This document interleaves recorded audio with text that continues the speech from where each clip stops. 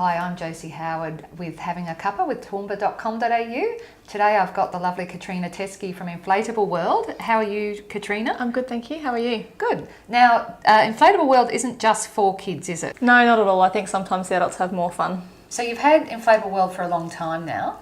Well, not that long. You've had the other part of your business going for a while. That's right. So we've had the Indoor Sports Centre since 2006 and we introduced Inflatable World to Toowoomba in 2014. Okay. And Inflatable World's actually part of a chain, isn't it? It's not just... It is. It's not, so you guys have some support there and you had some support setting it up? We did, yeah. So Inflatable World Australia, who brought Inflatable World to Australia. Okay. And they have 52 different locations around Australia, so we've definitely got a lot of support from head office. They're fantastic. And I mean, I've been in there quite a few times with my kids.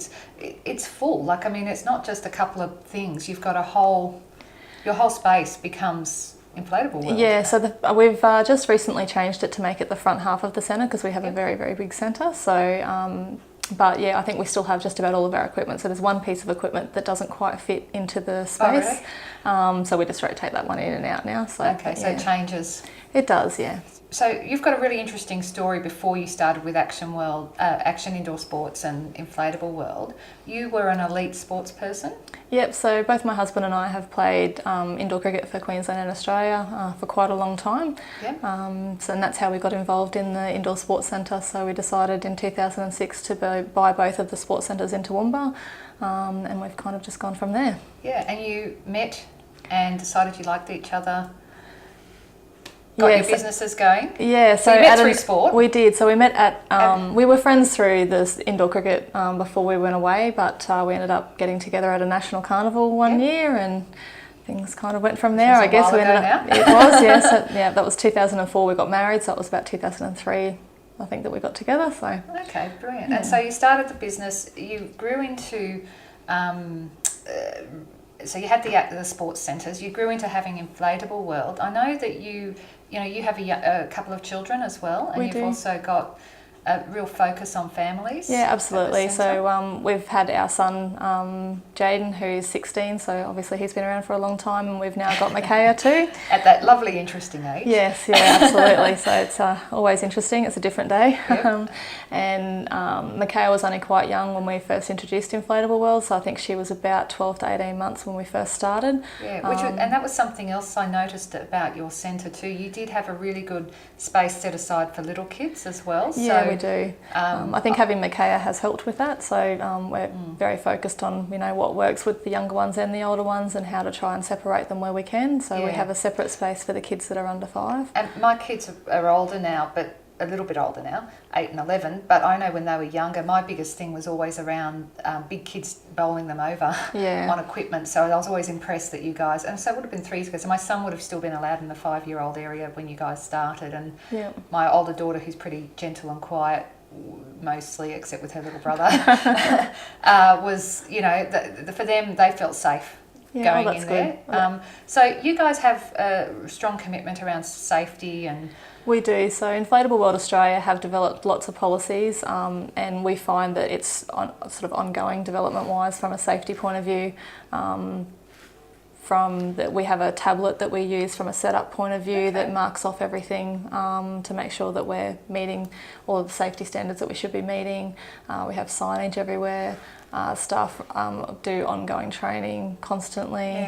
There's lots of things that we have to do as part of that group to be a part of it. We talked about some of this too, didn't we, about how critical it is that you're not a creche or a child care centre. Yeah, absolutely. So the onus is still on parents to be responsible for their kids while they're in the space. Yeah, look, our staff that are on each day to help with the supervision and the running of the centre are there to make sure the equipment's working properly, that the rules are being followed and all those sorts of things. They obviously can't individually look after kids because otherwise we'd have to have lots of them. And it just wouldn't work in such a small space. Well, it is a big space, but in that smaller space to have that many staff, it just wouldn't work. So. And I mean, you're a small business, so it's tough, right? It's not an easy thing running a small business. Absolutely. In regional centres, you have this is a big city, right? But there are still those pressures where population doesn't always balance out against, it does to a point, to the services that are around, but it's hard, and we've had it a bit tough in Toowoomba for a few years. Yeah, we have.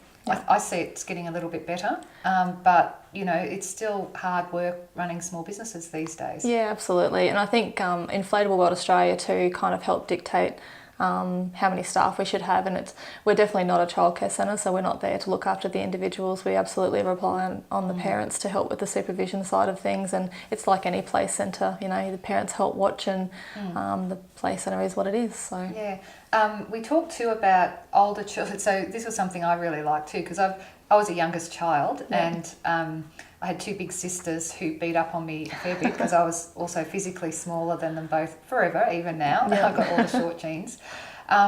We talked about how you actually have a bit of a policy around older kids taking care of younger kids too. We do. Within the centre. Yeah, so when kids first arrive and they're sorting out their entry with mum and dad, they go through a safety video and a safety briefing, and part of that briefing is always, you know, letting the older kids know that there will be younger kids around and to just take care of them, basically. You know, if you see younger kids around, be aware of them and be careful of them. So yeah, which is a good bit of worldly advice anyway, isn't it? I'm quite big on the whole village and that we should be doing that anyway. And my son, who gets a bit crazy, sorry, Zach, he actually is extraordinarily gentle with little kids. Yeah, my son's the same. Yeah, my son's exactly the same. Extraordinarily gentle with little kids, and that's what we want to see. You know, help. Getting them all to actually work together and help each other. You just want them to be a bit self-aware, don't you? So absolutely. So you and Lyle have had the business for a while, and you brought in Inflatable World, and I was a bit surprised to hear that you don't just do kids' parties there. No, we don't. So we've had a fair few different types of parties. We've held a couple of engagement parties, which was interesting. Well, and I was a bit shocked about, how do you do an engagement party at Inflatable World? It's just a private booking, and obviously And the benefits are that the kids are taken care of while the...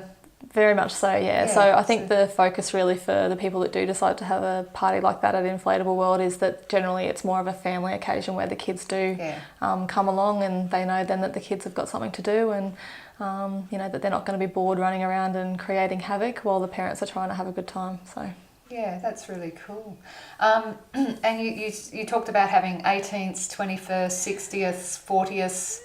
Yeah, you know, and you've got 2 rooms that you can actually use for functions? So we've got a couple of different party rooms downstairs that we use both as party rooms for the normal kids' parties, but they can also be for functions. We've got youth groups that come in quite regularly, the vacation care groups, so during the school holidays lots of the vacation care groups come in for their activities, and they're also the best rooms to go for escaping the heat or it being a bit warmer than when it's cold, so they're naturally insulated because they're in under the building.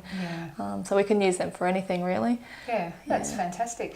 And your daughter's having her own birthday there soon, isn't she? She is. So Micaiah turns 4 this weekend, and she's decided to have a My Little Pony themed Inflatable World party. So as I was saying, it's a perfect venue, perfect business to have when you've got kids. It is, absolutely, and she loves Inflatable World. She calls it Jumpy Jump. So what does she call it? She calls it Jumpy Jump. So we're going to Inflatable World this weekend? No, Jumpy Jump. Oh, yeah. Perfect. Yeah. So you stopped playing cricket. Yep. Are you going to take it up again? Look, I'm reconsidering it at the moment. Because you're still quite young. I am. Still very young. As young as I can be, I guess. I am looking back to go back to cricket this year, so we'll see what happens. It's all on the body, I guess, whether the body's going to be fit enough to get back into it. But I do miss it. Haven't sort of played for 4 years. I stopped playing cricket when I had Micaiah, so I am looking forward to hopefully going back. We'll just have to see whether the body is up to it, I guess. And I guess juggling an extra ball between the business, children. Yeah, we are always busy. Since Inflatable World, we've gone from being sort of a 5-day-a-week business to a 7-day-a-week business, which is always a little bit harder. And being a family business, we're all involved with it. But hopefully we can juggle all the balls, and I'd love to go back and play. So that sounds great. So how do you get time off when because you've got a 7-day-a-week business?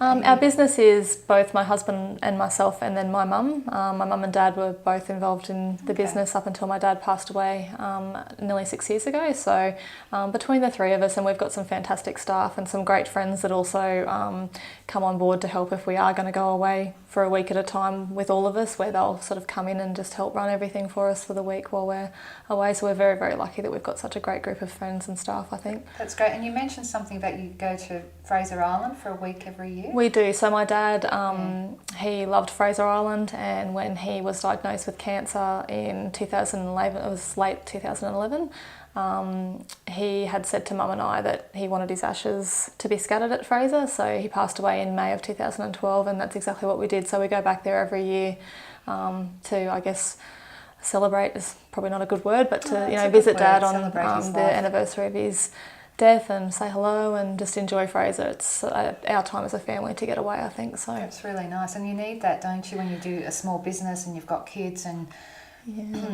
all the other pressures in life as well. Yeah, I having think so. some time out is critical. Yeah, and you don't always get it when you have a small business because there's always something to do. Yeah, it's the one thing that forces us, I think, to take time out during the year. Other than that, we kind of don't take much time, really. So, yeah, it's the one thing that kind of forces us to have, a week or so off to be with the family and realise what's important. A nice reason to come together too. Yeah. And so you guys, what sort of hours are you open to? So Inflatable World's open during the school terms only on the weekends, so Saturday and Sunday 10 till 3, and then during the school holidays we're open Monday to Sunday, Monday to Friday at the moment it's 10 till 2, and then on the weekends again it's 10 till 3. Okay, and you do catering and everything there don't you? And you've got a bar upstairs and... Yeah, so we've got a full bar and cafe upstairs. Dad or Mum can come in and have a beer while, kids are having a jump. And as long as they're supervised. Absolutely, yes, absolutely. And so they can't take beers out into the park, obviously. And there is that difference, isn't there, between different age groups of kids and the amount. It's a bit like taking them to the beach. Exactly. At different ages, you need to Very be much a bit so. more focused on. Yeah, so younger kids obviously need more supervision, and the older they get, the less supervision. It's exactly like taking them to the pool, I guess, is the best way to sort of compare it. If you take your kids to the pool and they're little, you keep an eye on them because you don't want them to drown. But if they're a bit older, you know that they can swim and that they can take care of themselves. So you just keep an eye on them, not as closely. So it's the same sort of thing, I think. Yeah, and I always liken it, and I give my kids rules I do the beach thing, and at the beach, you are actually faced with a bit of Mother Nature. Yeah. And I have a daughter who just doesn't get swept away. She actually loves the ocean so much. I have to give her the rule. She needs at least 2 or 3 people in front of her. Yep. Like when she's swimming between the flags, because she just has a tendency to just go out and enjoy, so, which is great. And I'd love to be out there with her, except I've got my son who's not as confident, and he's quite tiny, and waves take him out, and he scares the bejeebers out of me because he gets dumped a lot. And so it's that whole thing of how do you balance that for each child, and each child's a little bit different. I guess. Absolutely. I think, and I think you usually find that the older siblings are really good with the younger ones when it comes to them coming to Inflatable World, especially. They kind of keep an eye out for the younger ones when they've got the younger siblings, so which is really good. Makes it a little bit easier for Mum or Dad if they're there as well. So have more children, right? Is that the trick? Maybe. Have a whole horde of them so that then you've got the older ones to look after. And actually, it's funny because I know my older sisters disagree with me on that. But being a younger sister, I actually have always encouraged, and I've got 3 children. I've always encouraged my older ones to take care of the younger ones. Look after. Yeah, and that it's important that that's their role in life. They just happen to be born, first. You got lucky. And, you got lucky or unlucky, whichever way you look at it, and that's part of that whole family dynamics in a way. And I'll probably have a lot of comments now about middle children feeling quite left out. Look, thank you so much, Katrina, for coming along for a chat. It's really lovely to hear about your business, and Toowoomba's an interesting place because we have so much going on here. Sometimes people miss things and they don't know things are happening, and it's really good to hear that you've got a couple of businesses going that are really family focused and really focused on people coming together and doing things together and being active. So we love it, and we love being part of the Toowoomba community. So thank you for having me. Wonderful. We'll have you back again sometime. Thank you.